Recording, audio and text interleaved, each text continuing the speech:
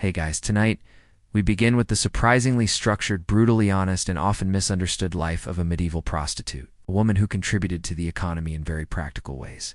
So, before you get comfortable, take a moment to like the video and subscribe, but only if you genuinely enjoy what I do here. And let me know in the comments where you're tuning in from and what time it is. It's always fascinating to see who's joining us from around the world. Now, dim the lights. Maybe turn on a fan for that soft background hum, and let's ease into tonight's journey together. You wake up to the gentle sound of someone retching in the alley below your window, which is actually more of a hole in the wall with cloth nailed over it. Because glass is for churches and people who get paid more than 4 copper coins a night, the room, generously referred to as a chamber, measures roughly the size of a pig pen. Coincidentally, it smells like one, too. The walls are timber-stained and bowed in a way that makes you wonder if the building itself has given up. The roof leaks when it rains, groans when it doesn't, and one of the floorboards moves with a worrying squelch. You stopped asking why months ago. Your mattress is a lumpy sack of straw stuffed with dreams, back pain, and the occasional flea with a drinking problem. You shift. You tell yourself it's just an almond from last week's festival that you didn't attend. There's no pillow, just a bundle of rags that may once have been a tunic. You curl it under your neck, scratch at a bite on your arm, stare at the ceiling beam, with the faint hope that today, and involve a friar with a foot fetish and poor hygiene. You say a quick prayer to St. Mary Magdalene, patroness of your profession, sort of, and throw off your blanket. It's damp. It always is.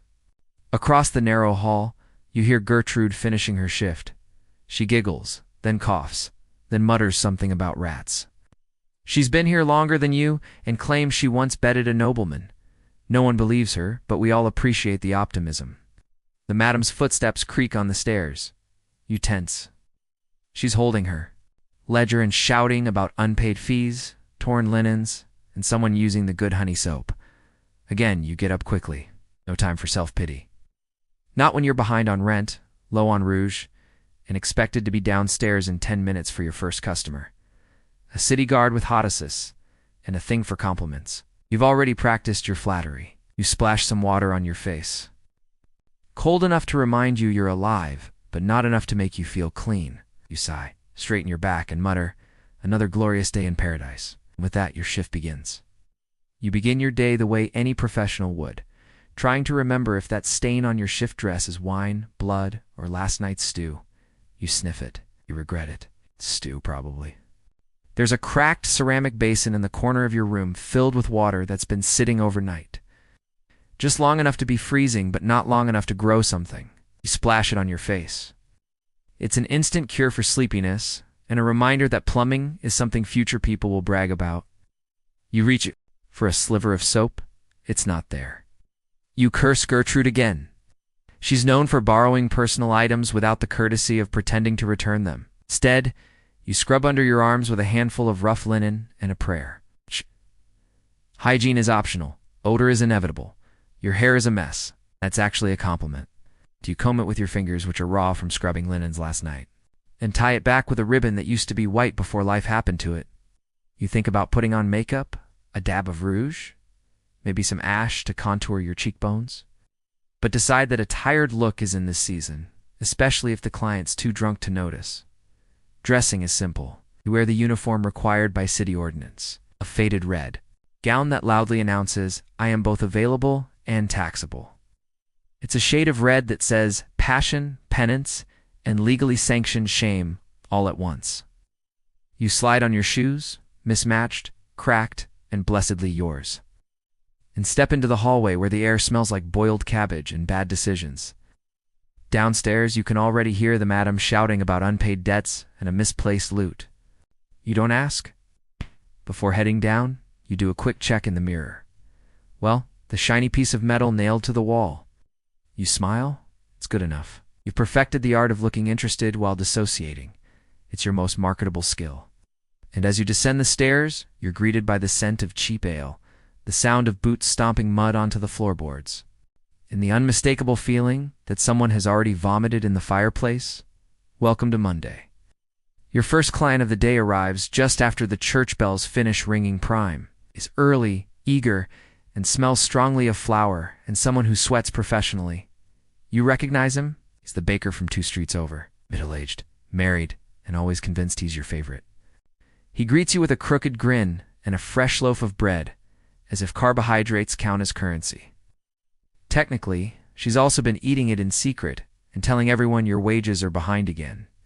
You usher him into your chamber, which is still airing out from last night's vinegar rinse. He compliments your hair, which is greasy, your skin, which is blotchy, and your dress, which is regulation issue and smells faintly of boiled onions.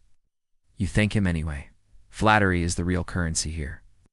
He undresses with the urgency of someone trying to win a race no one else signed up for. His tunic hits the floor. His hose sag depressingly. He asks if you remember him from last week. You lie and say yes. He beams. Go through the usual motions. You pretend he's charming, pretends he's impressive. It lasts about the time it takes a monk to light a candle, then flops over, out of breath and full of compliments. You smile professionally like a saint who's seen things and no longer flinches. He lingers, talks about his wife, says she doesn't understand him. You nod sympathetically. Calculating whether the bread he brought is moldy yet? Before he leaves, he places the loaf gently on your table like a man offering treasure. It's warm, you can't be mad. Bread is bread, and you haven't had warm anything since last feast day. Once he's gone, you check the coin pouch he left a penny short again. You sigh, pocket it, and make a mental note to add it to your growing tab. You consider nibbling the bread now, but decide to wait. If your next client doesn't show up, it'll be your consolation prize. You fluff the straw-stuffed mattress, straighten your gown, light a bit of dried lavender to reset the mood. A new day, a new disappointment, and that was just the morning rush. With the baker gone and your dignity mostly intact, you head downstairs for breakfast, or as it's known in the brothel, whatever hasn't been stolen yet. The communal table is already surrounded by the rest of the girls, all in various states of disrepair. Marjorie is picking straw out of her hair. Beatrice is icing a mystery bruise with a cabbage leaf. Gertrude, as usual, looks far too pleased with herself, which probably means someone important paid her an actual coin. You slide into your spot, eyeing the breakfast offerings, a wooden plate with stale bread crusts, a chunk of yellow cheese that's sweating profusely despite the weather, and half a boiled onion. There's also a communal mug of watered-down ale. It's lukewarm and cloudy like the future. You break off a bit of bread and try not to chip a tooth. Marjorie passes the ale mug. You hesitate. She had that cough last week, the one. That sounded suspiciously like plague, but you drink anyway. It's that or eat the onion raw, and you still have clients scheduled. The conversation at the table flows like the river Thames, slow, filthy, and full of odd things floating in it. Gertrude is gossiping loudly about a knight who cried during the act and asked to be held. Beatrice claims she saw the mayor's wife sneaking out the back door last night. No one questions it. No one really wants to know. Madame appears suddenly like a tax collector in the fog. She eyes the bread, snatches the last edible bit for herself, and announces that the city inspector will be coming by this week. Groans echo around the table. This means scrubbing, actual mending, and pretending the walls haven't started growing things. And you eye the leftover crust and slip it into your sleeve for later.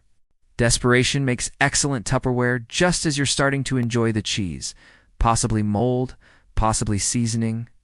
The bell above the door rings. A new customer, of course. You chew quickly, swallow even quicker, and adjust your dress so it looks less like you slept in it, which you did. The day has barely begun, and already you're rationing crumbs and contemplating your life choices. And you haven't even seen the priest yet. You're halfway through adjusting your corset with one hand and fishing breadcrumbs out of your sleeve with the other, when Gertrude lets out a dramatic sigh and announces to the room, well, it's back. Everyone freezes. Marjorie chokes slightly on her onion.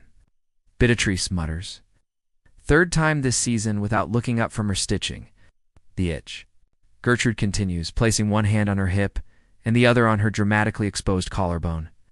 It's come back with a vengeance like an angry ex-boyfriend, armed with a torch and a confession.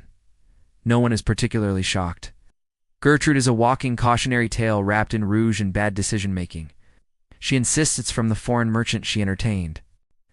Last week, the one with the fur-trimmed boots and questionable jewelry, you strongly suspect it was the town scribe again. The madam appears in the doorway holding her ever-growing debt ledger and what may or may not be a bottle of vinegar.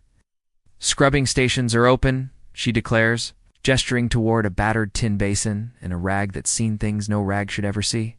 Gertrude struts over like she's on parade and plops herself down with the grace of someone who's absolutely not worried about her pelvic reputation. "Honestly," she says to no one.